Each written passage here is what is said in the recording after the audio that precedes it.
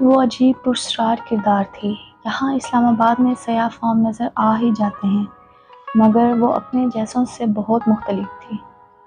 سر پر رومال باندھ کر گردن کے پیچھے گرا لگاتی اور نیچے اوور کوٹ، موٹے ہونٹ، سیاہ رنگت مگر چمکیلی آنکھیں۔ کوئی ایسی چمک تھی ان میں کہ محمل کبھی ان میں دیکھ ہی نہ پاتی، ہمیشہ نگاہ چرا جاتی۔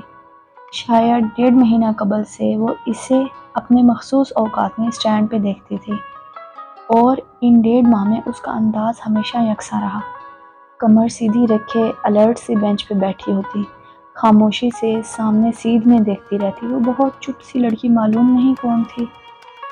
اور پھر اس کی وہ پراسرار کتاب، سیاہ جلد والی بھاری سی کتاب جس کا سیاہ سرِ ورق بالکل خالی تھا اور اس کی گود میں دھری ہوتی، اور کتاب کے کناروں پر اس کے سیاہ ہاتھ مضبوطی سے جمے ہوتے تھے۔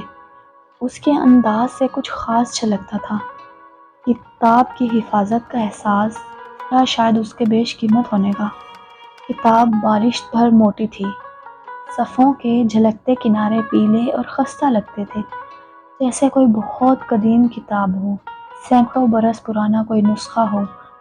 کچھ تھا اس میں، کوئی قدیم راز، کوئی پراسرار تھا۔ وہ جب بھی اس کتاب کو دیکھتی یہی سوچتی، اور آج جانے کیا ہوا، وہ اس خاموش سی لڑکی سے مخاطب ہو ہی گئی۔ شاید محمل کو تجسس عاجز کر رہا تھا۔ اس نے پوچھا، ایکسکیوز می، میں ایک بات پوچھ سکتی ہوں؟